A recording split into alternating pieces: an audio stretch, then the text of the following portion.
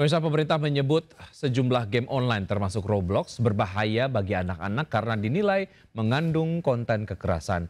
Pemerintah juga mengancam akan memblokir game Roblox jika terbukti banyak unsur kekerasan. Anda para orang tua setuju atau tidak?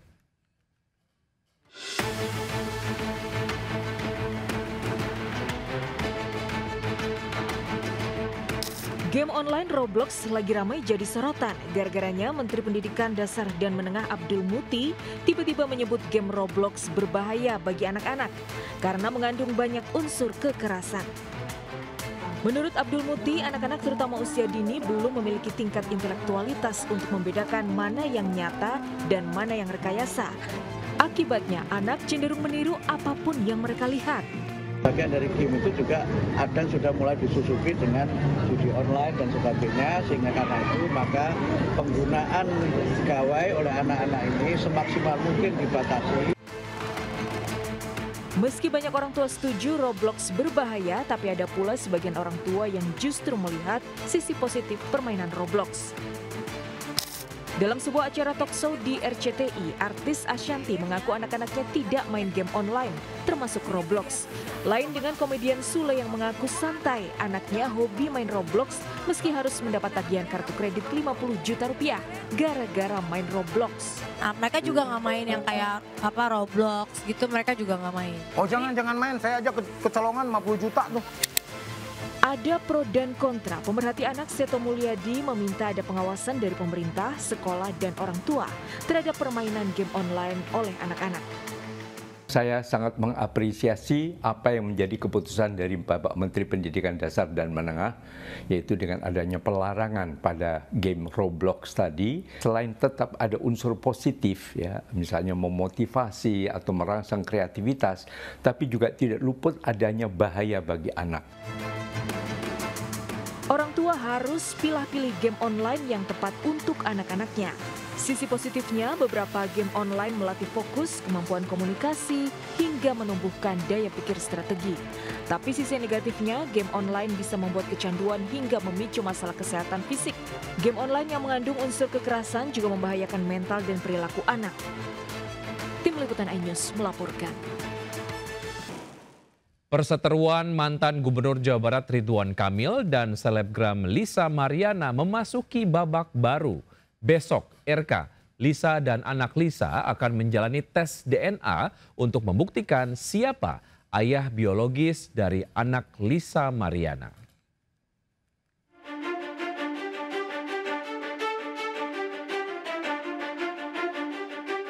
Babak baru drama perseteruan Ridwan Kamil dan Lisa Mariana dimulai besok 7 Agustus 2025.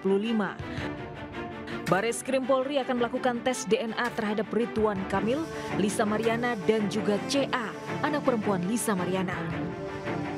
Kuasa hukum Ridwan Kamil menyebut tes DNA merupakan inisiatif kliennya untuk melawan tuduhan Lisa Mariana yang menyebut RK ayah biologis anak perempuannya.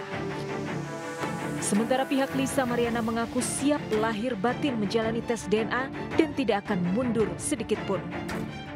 11 April 2025, Ridwan Kamil melaporkan Lisa Mariana ke Bareskrim Polri atas tuduhan pencemaran nama baik.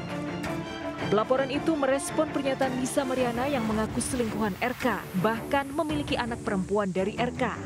Bareskrim Polri telah memeriksa Lisa Mariana pada 17 Juli lalu. Sebelumnya, Lisa Mariana terlebih dulu menggugat Ridwan Kamil secara perdata di Pengadilan Negeri Bandung. Lisa menuntut hak identitas anaknya dan meminta RK membayar 10 miliar rupiah. Sementara itu, di tengah perseteruan RK dan Lisa Mariana, muncul seorang pria bernama Revelino Tuase yang mengaku sebagai ayah biologis anak Lisa Mariana. Jadi siapa ayah biologis anak Lisa Mariana? Kita nantikan babak baru tes DNA RK Lisa besok. Tim Liputan iNews melaporkan.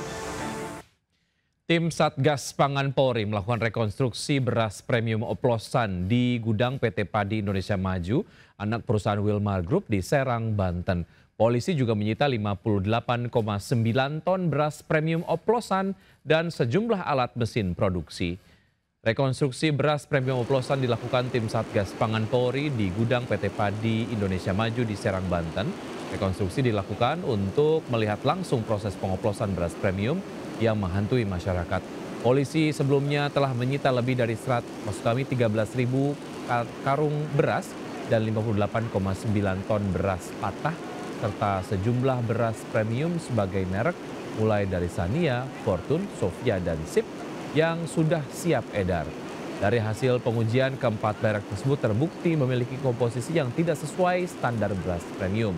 Selain beras, polisi juga menyita sejumlah mesin produksi beras oplosan. Pemirsa, pengedar uang palsu di Semarang, Yogyakarta, dan Solo menyebar uang dengan berbelanja di toko. Ratusan lembar uang 100.000 diamankan dan 6 pelaku ditangkap oleh polisi.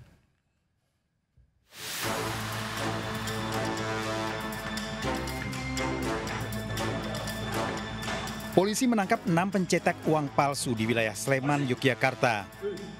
6 orang ini berasal dari wilayah Yogyakarta, Kudus, dan Banten. Polisi mengamankan beratus lembar uang palsu, alat cetak, hingga kertasnya.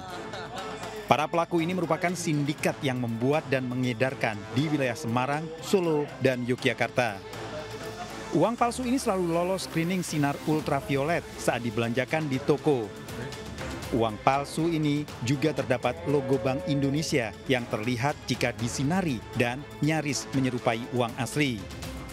Peredaran uang palsu ini bermula adanya laporan masyarakat yang mencurigai salah satu pelaku melakukan pembelian dengan uang pecahan Rp100.000 di toko kelontong. 410 lembar uang palsu dan peralatan percetakan diamankan polisi. Para tersangka terancam hukuman 15 tahun penjara. Dari Semarang, Jawa Tengah, Wisnu Nugroho, iNews melaporkan. Dihantam ombak, sebuah speedboat terbalik di kawasan Pelabuhan Sanur, Denpasar. Akibatnya 2 WNA asal China tewas dan 1 ABK masih dalam pencarian.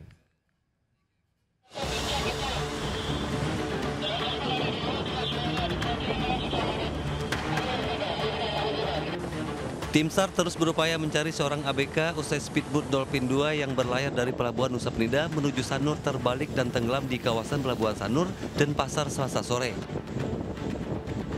Petugas dibantu warga mengevakuasi kapal ke pinggir pantai.